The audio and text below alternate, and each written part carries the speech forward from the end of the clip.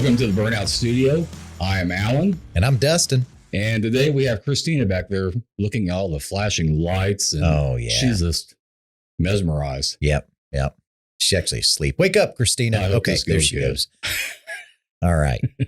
So, Dustin. Yeah. What are we going to talk about today? We're going to talk about the new 2023 GMC Canyon. Very cool. Yeah. 8 years in the making for the third generation. Yeah, man. It's been a long time coming. This is big. Yeah. All the right stuff. Oh, man, it really is. They've really done well. It really is. I mean, they have just knocked it out of the park on this one. I've been a fan of mid-sized pickups since always, right? And we've always kind of been a little overshadowed by some of the other offerings, the Canyon and Colorado. In the last generation, they had a good truck, but this really, they fine-tuned everything to an extent that they've really zeroed in on who they want to buy this truck. And it's pretty clear to me with the GMC Canyon that this is made for adventure. It really is. It really is. And the thing is with the mid-size trucks, you always knew this in the past going in, that even with similar trim levels, there's something you're going to give up in the mid-size trucks that you weren't going to get that you could get in the full-size truck. Yeah. That's gone. the case. Thankfully, man, that is gone. We have been waiting forever to have a legitimate alternative to your half-ton $84,000 Denali pickup for the person that really just wants the little bed to put a few things in, but they want the features. Oh, yeah. And it's kept them away from mid-sized trucks for so long because they were kid toys. They were not done up and finished in the fashion that a half-ton pickup was. Not anymore. Whoa. No. It's really exciting. The new Canyon's got 4 trim levels. Starts with the Elevation. Yeah. Then it goes to the AT4, then Denali, and then the AT4X. Yeah. All of these trim levels have the same engine. They all have the high output. Yes. 310, 430. Oh, yeah. Absolutely. Wow. And and that is so cool because, obviously you're going to be comparing this between the Chevrolet Colorado. Yeah. And you're going to find that the Colorado has different levels of engine options. And it's not until you get to the ZR2 with the top of the line Colorado that you actually get this high output 2.7 engine. Whereas now it's the Elevation on. Yeah. 2-wheel drive Elevation, high output 2.7. Bingo. It has it, Bingo. And 430 pound-feet of torque. And I tell you what, that's going to be so cool. Just yesterday, I drove for a period of time. I drove for a while a new 23 Silverado with the 2.7 turbo engine. Now for 23 in the Silverado half-ton pickups, they have that high output engine in those half-ton pickups. Yeah. So it's the exact same engine. It's the second generation 8-speed automatic transmission now. So that packaged in a Silverado crew cab 4-wheel drive, it spins the tires. It gets around great. I cannot wait for this engine in a Canyon. This is going to be you get a lighter truck with that. Oh my gosh. Yeah. Because in the heavy truck, I'm not kidding. You got to drive it to believe it. You're going to think I'm full of it. It got around better than my 2017 with a 5.3, period. Better in town, better feeling torque, better feeling shifts. Oh yeah. This is going to be so great in this pickup. I really can't wait for it. Well, I know the towing capacity on the new ones has gone up 700 pounds to 7,700 pounds. And Jaron, whenever he went down there to Texas to the Find New Roads thing, they were driving the Silverado with the 2.7 in it. Yep. And they were trailering different loads, different varying weights of loads. And he was talking about the RPMs not getting, above 2,000 RPMs. I mean, it was really low. So, I mean, there's some pretty high expectations on this Canyon. This engine is at peak torque at 1,800 RPMs, and you can feel it. I played around a bunch. I did manual shift and get it just right there, and the torque is fantastic on the low end. Yeah, this is going to be so great in this truck. So that I feel is a huge deal for the whole Canyon lineup. But another thing with Canyon that really sets it apart is you have at least a 2-inch factory lift as compared to an LT or a base Colorado. Yeah. You also have a 3-inch factory lift when you go to the AT4X. Yeah.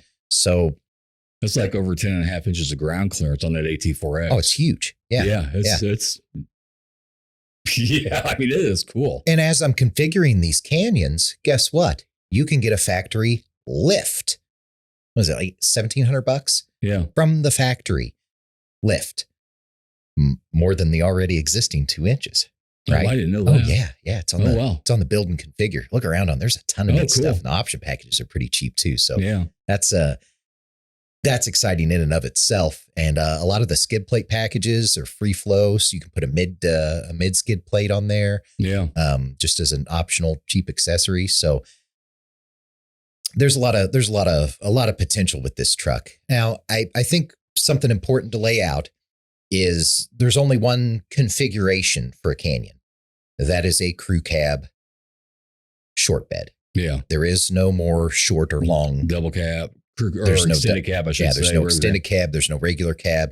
There's one way to get these trucks, and that's as a crew cab short bed. Well, and the cool thing with going that route for GM as a manufacturer and stuff, I mean, whenever, you did have the regular cab with a long bed, you had an extended cab, different bed lengths, different engines, choices and stuff.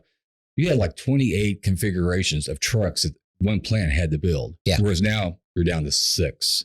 And that's great. That's huge. I mean, a plant like Wentzville should be able to, with that reduced number of configurations, give us more volume. Absolutely. Which means that there will be more of these trucks readily available on lots and available on order pickup days. Yeah. We'll be earning more of them than we would on previous generations. Well, and I think it's a good point because like you were talking earlier, I mean, guys like their full-size trucks because there hasn't been a lot of options that really, filled their needs with the mid-size trucks. There's always sacrificing something. Now Sunroof. They're not. But now, a lot of the guys, didn't necessarily need a full-size truck for what their needs were.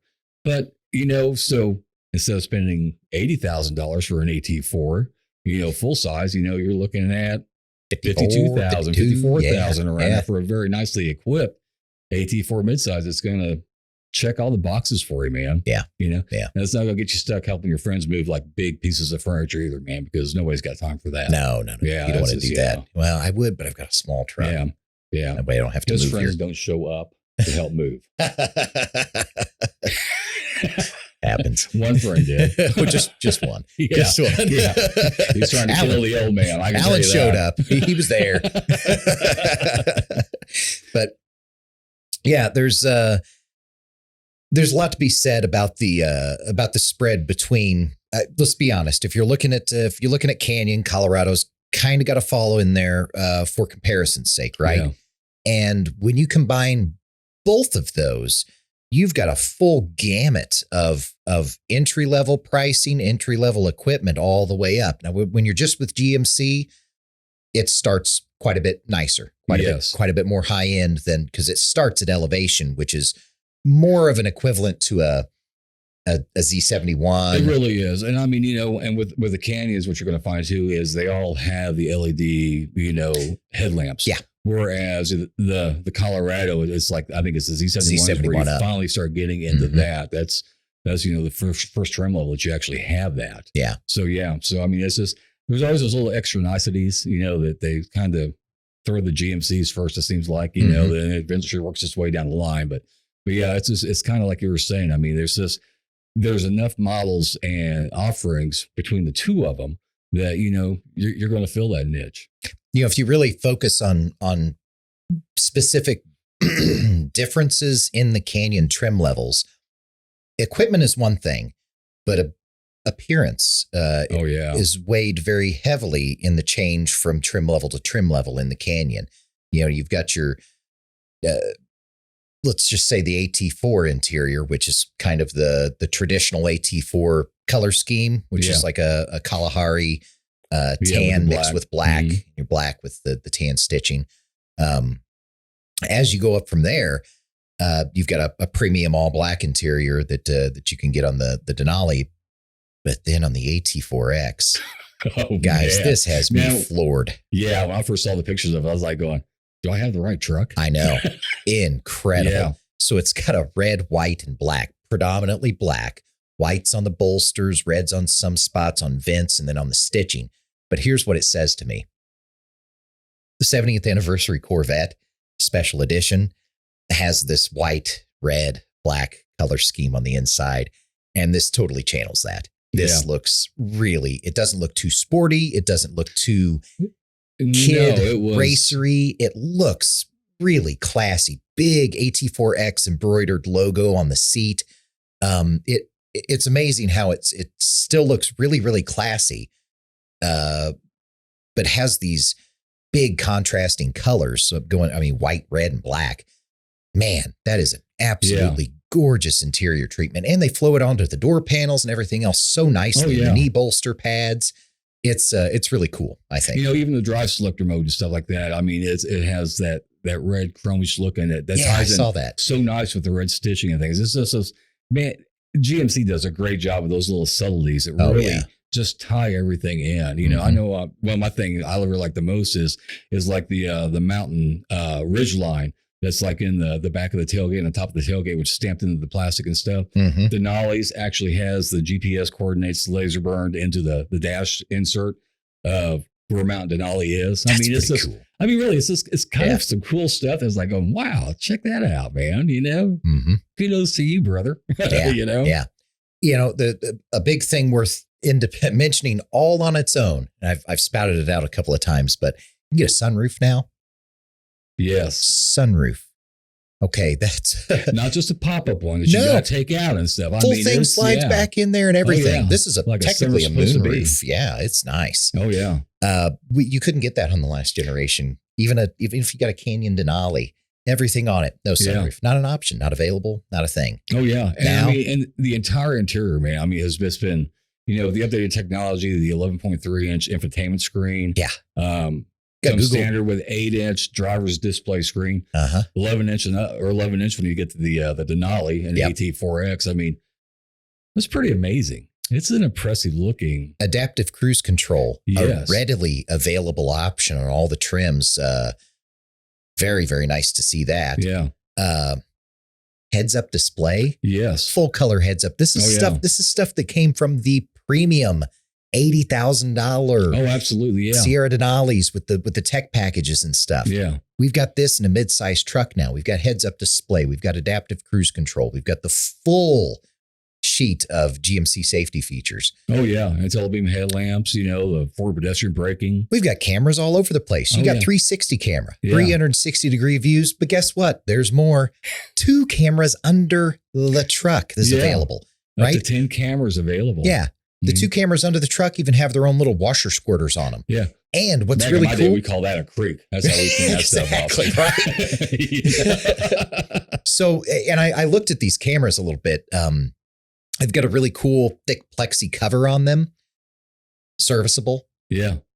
This is great. Yeah. And the view that it gives is absolutely perfect for going over ridges. Oh yeah. And just doing anything that you're going to be doing off-road. Well, and the cool thing is you on the 11.3-inch screen, you can actually have split cameras so you can see the underbody cameras and also the surround vision as well. I mean, man, if you've been back four-wheeling places, you'd be like, man, I hope I'm where I need to be at. I know, right? I hope this goes good. Or I'm hoping I'm going to clear that rock. And not everybody has a responsible spotter to go around with them. No, somebody just punches the gas and goes. Yeah.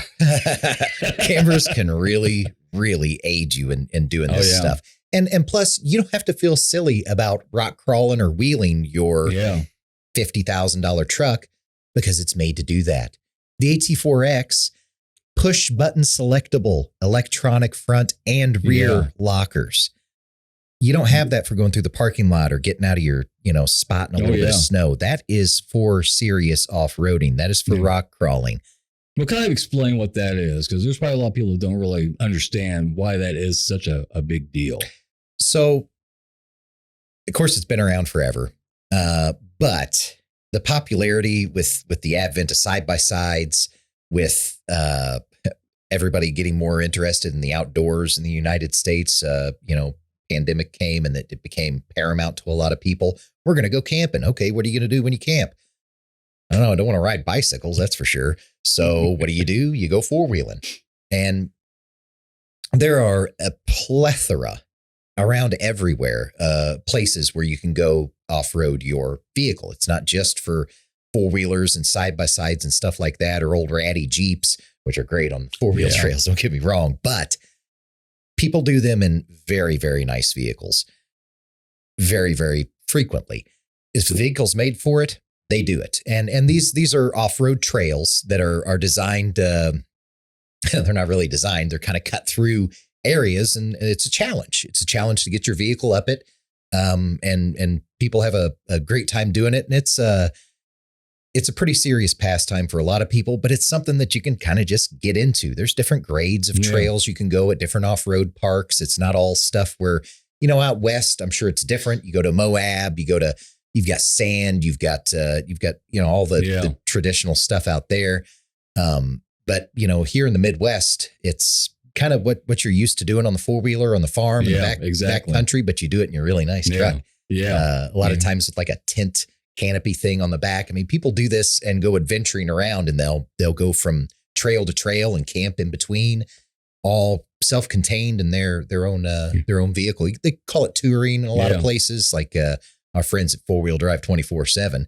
They still don't know who we are, but they do a lot of the touring style off-roading. So instead of a buggy that's made so you got to trailer it to the place, you can drive from your house to the off-road park, do your trail, do your camping, drive back a day or two home. It's all made to do it. And of course, we see a lot of these trails. You see the pictures and stuff and things like that, where you see some of the Jeeps and things. And that's what's so cool about that differential and stuff. That separate differential keeps that same amount of power going to both wheels to climb up those rocks and stuff like that, or to help on your descent down a hill. Big time. That you can kind of keep that, keep things like they're supposed to be, But it has a different driving terrains as far as the terrain, the off-road, Baja, that shows your pitch, your roll, hold on. I mean, this is a plethora of information, man. The gauges on those screens that it shows you they're beautiful. First of all, they did a great job. This isn't some basic off-road display like we've had in our Z71s on the driver information center with your pitch and yaw. That's cool.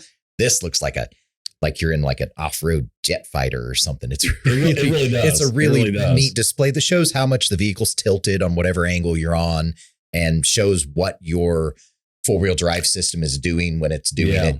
It's stuff like that. So really, it's not gimmicky. I mean, it really is. It's important stuff that you really need to know and stuff like that. It'd be a difference between going home fine or having somebody else come flip your truck back over. Flip your truck back over. That's not well. Then you get ribbed by everybody. Oh, man. Oh, yeah. Did you see Alan, man? Oh, yeah.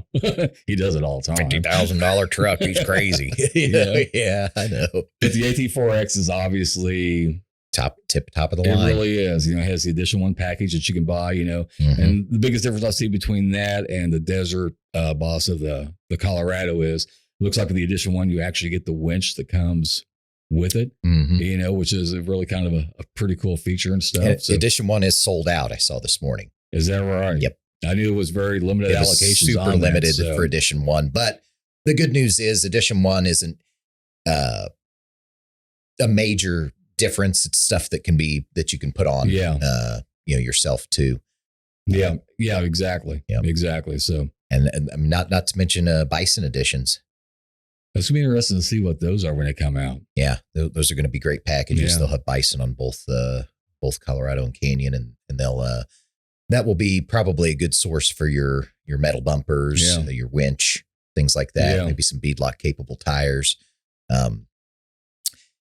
If this has generated any questions in your mind about what beadlock capable tires are, stuff like that, we're good resources for all kinds of information. So, let us know in the comments if you have questions about some of that off-road kit. We can send you some links that explain it in great detail, maybe by engineers even. We'll see. One thing to keep in mind too, as far as on the different trim levels as well, AT4 on up has the 2-speed transfer case. Obviously, you can put 4 low in there. But the important thing about that is you can disengage that transfer case. If you're somebody who has a vehicle that needs to pull it behind an RV, another vehicle, that's what you want. You want that 2-speed transfer case so you can disengage it. And a lot of people do that, man. I mean, they take their 35-foot RV, hook up their mid-sized truck, and they go to these places and go the 4-wheel and have fun with them and stuff. And that's a really important thing. I know Alan already said it's important, but think about it. There are many, many, many, many other vehicles that have lost their capability to be flat towed. We've just gained even more models with the ability to flat tow without drama, without having to do your transmission every 100 miles or any, because it's got a 2-speed transfer case with a full disconnect neutral. So that's it's all really, really important stuff. I think this fits perfect for your big, you got a big diesel pusher and you're wanting to go somewhere and park it. And this is what you want behind it. This is absolutely, this is a better ride and better capabilities than a lot of other competitive market products out there. It is. So, and they're so cool looking, man. They're so the looks great. Yeah, it really is. This is, man, it's going to turn a lot of people on here, man. I mean, you know, if you're a loyalist and stuff like that, you're going to kind of question things like, maybe I'll take a look at this. Yeah. And this is mid-sized truck market. This is not a place to sit, you know, with the same thing that's worked for the last 15 years, because these trucks have taken gigantic leaps in all areas. So, you know, brand loyalty even be out. This is going to change it for a lot of people. What really matters for people that are either in the hobby of off-roading, camping, adventuring, just doing outdoors things with the capability of their mid-sized truck. This ticks so many boxes. You've really got to consider it. And you definitely have to drive one. Exciting times. That's for sure. Definitely. Yeah. I think that about sums it up. Yeah. Yeah. You know, we're really excited about this, this all new Canyon, and there's a lot of great stuff to say about it, but I think we've covered most of it. At the dealership, man. Yeah, that's going to be great. Really showcase it. So, but listen, guys, if you have found this informational, that's not the word, man. What's that word? It's informative, Alan. Informative. Okay. Yeah, you found this informative. Okay. She gave us a hand signal over there. 1 minute left. According to Christina. Yeah, it was a single. She was flashing some signs. There's one finger up. I'm not sure what that means. I think so. Okay. Yeah. Okay. I'll make this quick. Yep. Go ahead. So if you found this informative, you know, please like and subscribe to our channel. We really enjoyed this topic. First time Dustin and I've been together actually doing anything, you know. I hope you respect me in the morning. Oh, I will. Okay. All right. So that's it, guys. You know, take care. Thank you very much. We'll cruise on by and pick you up next week. That's right. I got to do it this time. Thanks, everybody. It's not as easy as it looks. Thanks. Bye-bye. This has been a WK Burnouts production.